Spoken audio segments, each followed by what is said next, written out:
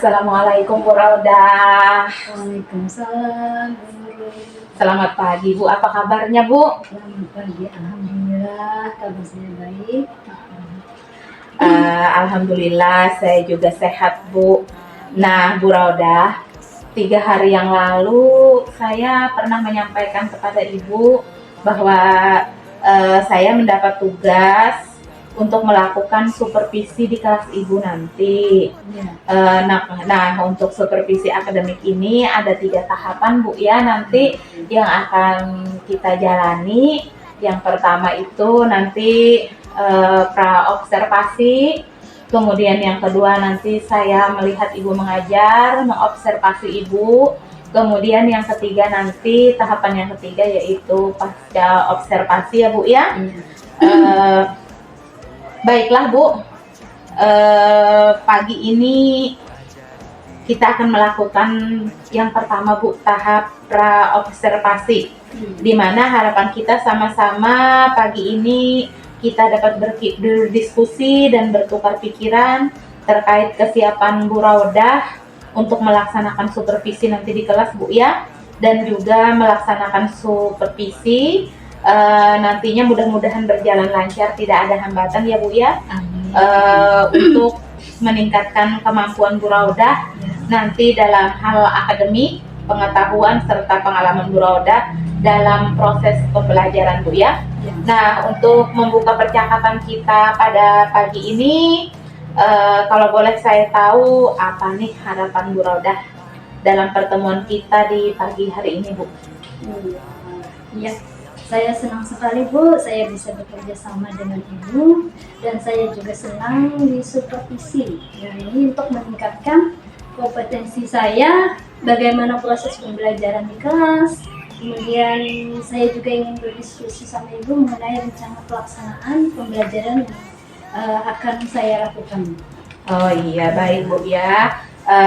Tujuan kita di pagi hari ini untuk berdiskusi terkait persiapan Bu Raudah dalam melaksanakan supervisi nantinya ya. Kalau boleh saya tahu nih Bu, nanti Bu Raudah akan menyampaikan materi tentang apa Bu? Kalau materinya tentang IPAS ya, untuk pelajaran kelas 3 IPAS yang tujuannya pembelajaran saya nanti adalah mengenali keragaman hewan yang ada di sekitar kita, kemudian menjelaskan ciri-ciri hewan yang ada di sekitar kita. Jadi anak-anak itu mengenal apa itu hewan-hewan yang ada di sekitarnya, kemudian mengetahui bagaimana anggota tubuh hewan yang memiliki bentuk tubuh yang berbeda-beda. Dia bisa membedakan berbagai bentuk tubuh hewan dengan berbagai perbedaan-perbedaan yang ada.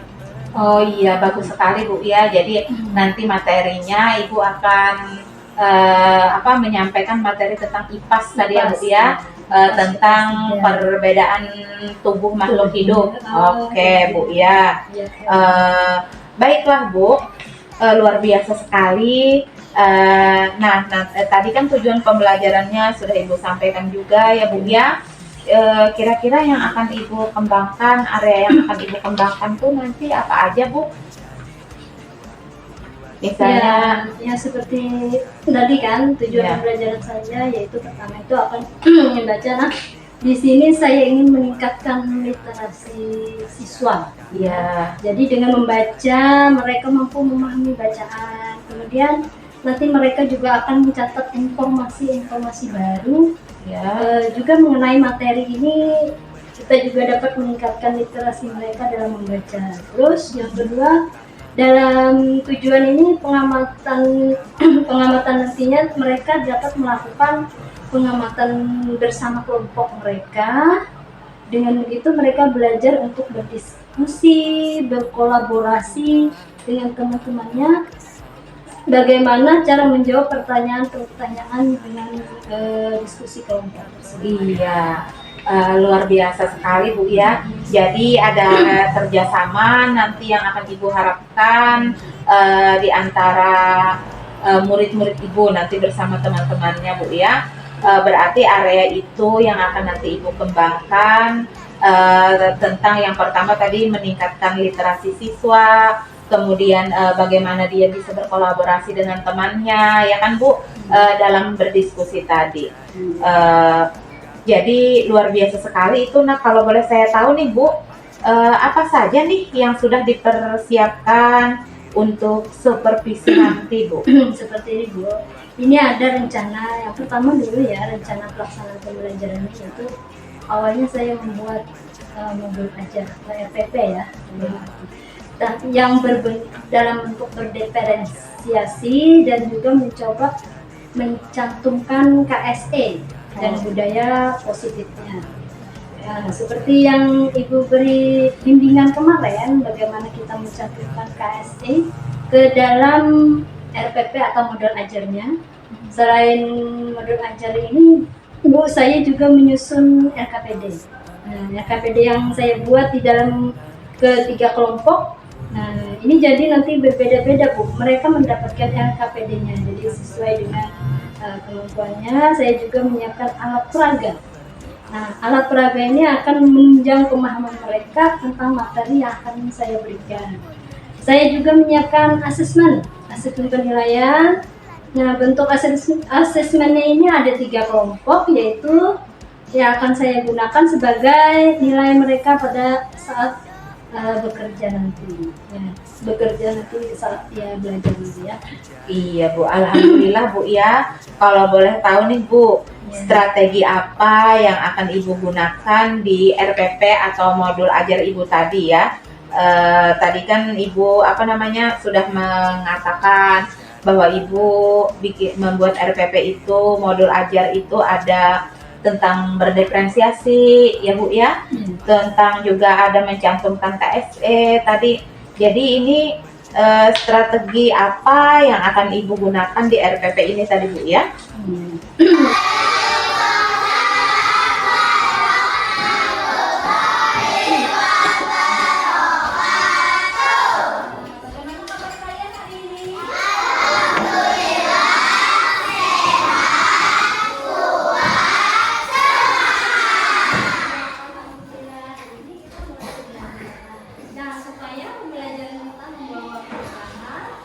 Terlebih dahulu kita membacakan doa. Membaca doa ya. Silakan ketua kelas maju ke depan.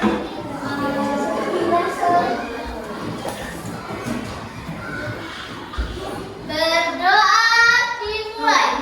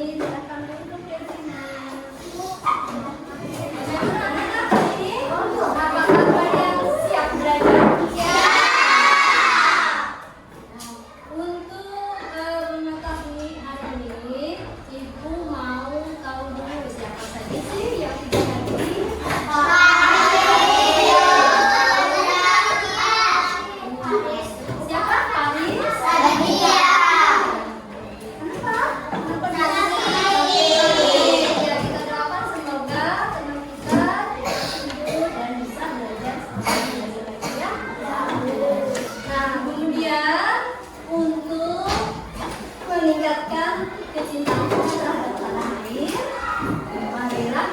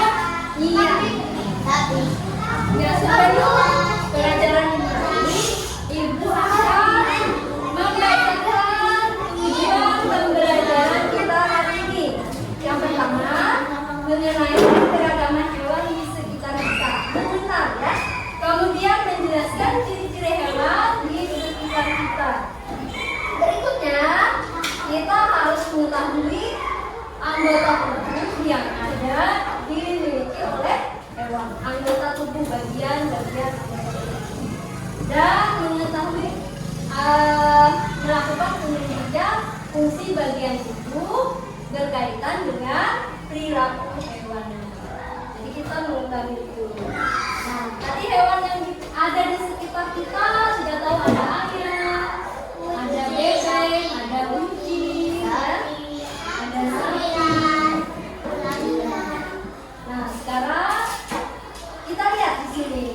Mari kenali hewan di sekitar kita. Hewan apa ini? Kucing.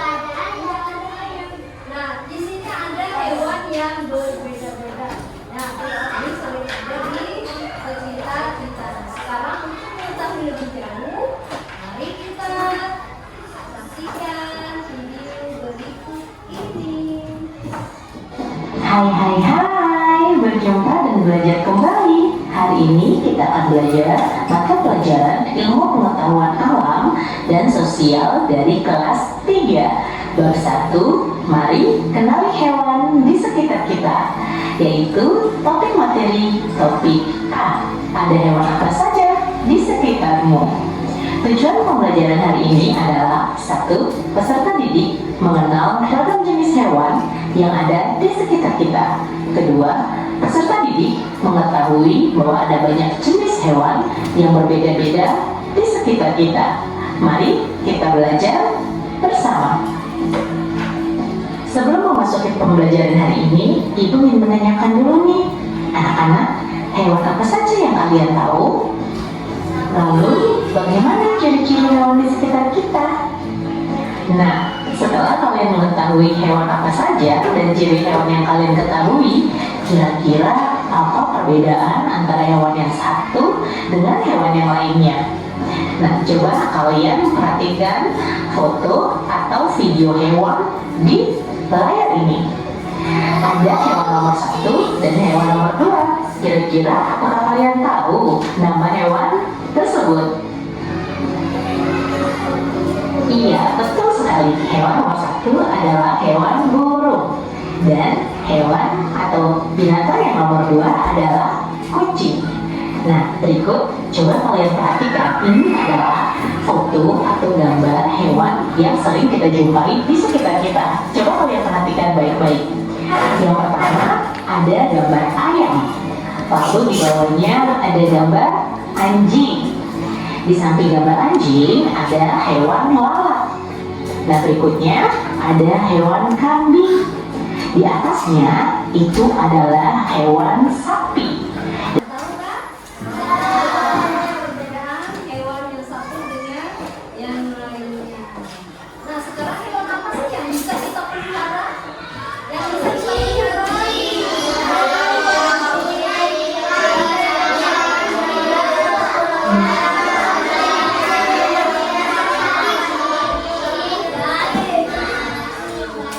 Masih banyak lagi. Coba siapa yang punya kucing? Saya.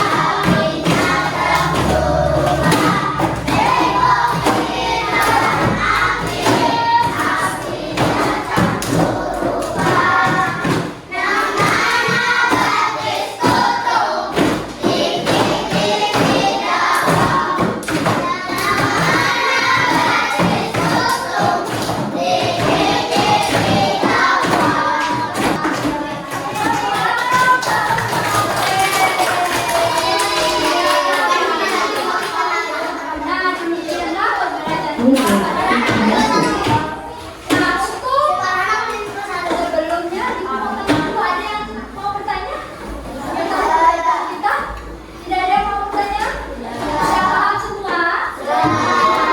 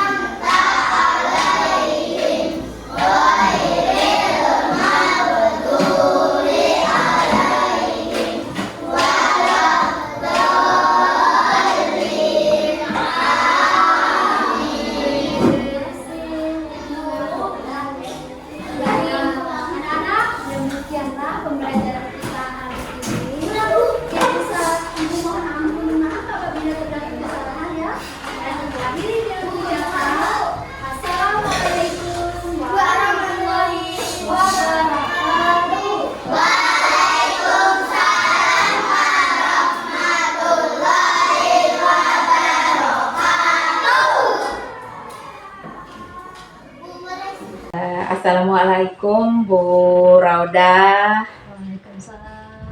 Bagaimana nih kabarnya Bu? Alhamdulillah baik.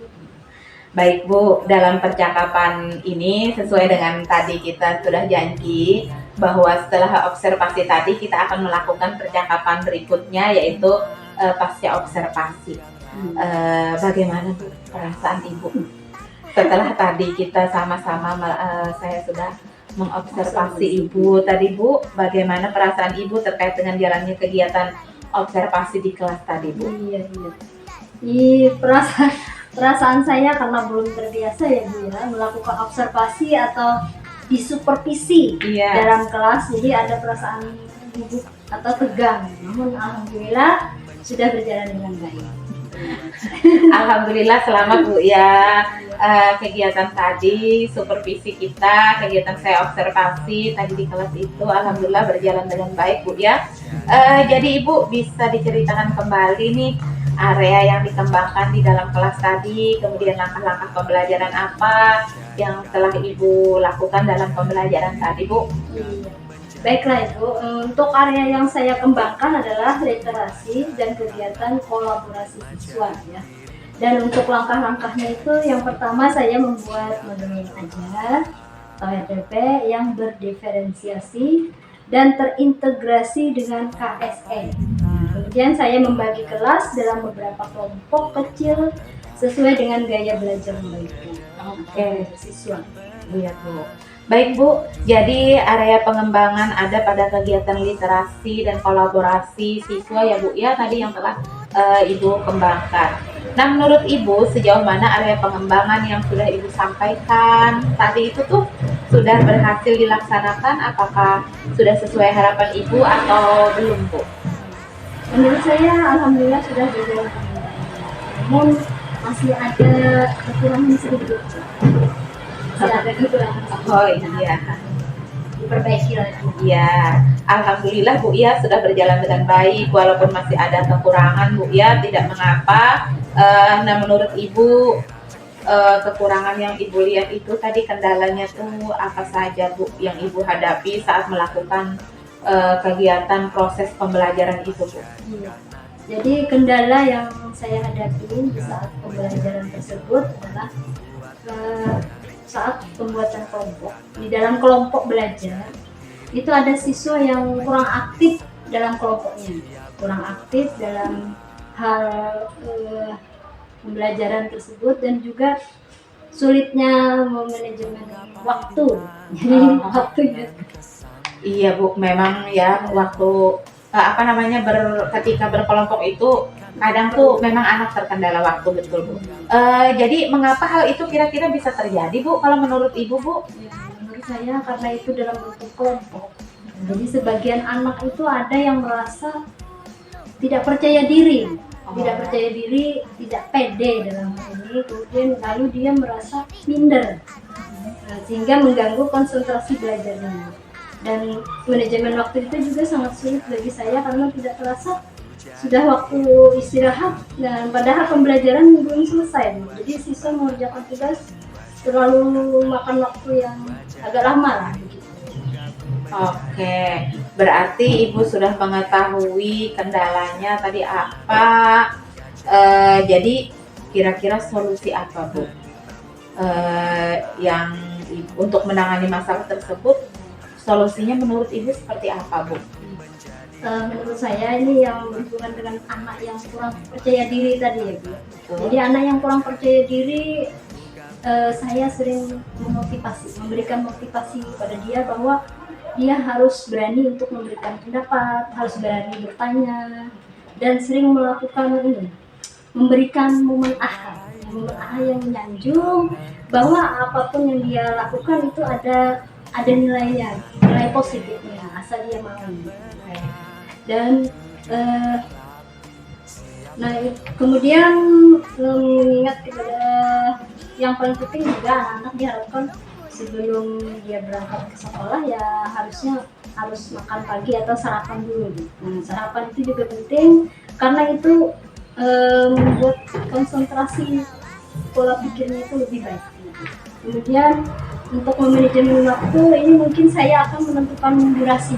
Jadi pada setiap kegiatan disepakati bersama dengan siswa agar lebih efektif dalam manajemen waktu. Jadi diberi waktu, misalnya waktu mengerjakan diberi waktu berapa menit harus selesai kalau bisa. Jadi kesepakatan bersama anak-anak di kelas lah. Oh iya Bu. Baik sekali Bu ya. Jadi tadi Ibu akan mengingatkan kepada anak-anak Ibu akan pentingnya sarapan pagi Bu ya. Kemudian tadi Ibu apalagi memberikan motivasi ya kan kepada mereka untuk lebih percaya diri Bu ya. Iya bagus sekali itu Bu. Jadi kalau boleh saya tahu nih, kapan kira-kira Ibu melakukan apa yang telah direncanakan tadi Bu? Memotivasi anak itu ya. Ya menurut saya lebih cepat lebih baik tentunya ya Bu ya. Jadi insya Allah besok Bu akhir pembelajaran saya akan menyampaikan dan mengingatkan kembali akan pentingnya sarapan pagi, kemudian meningkatkan percaya diri mereka, dan yang penting manajemen waktu dengan baik. Oke, baik sekali Ibu. Nah, jadi terima kasih atas jawaban-jawabannya Ibu.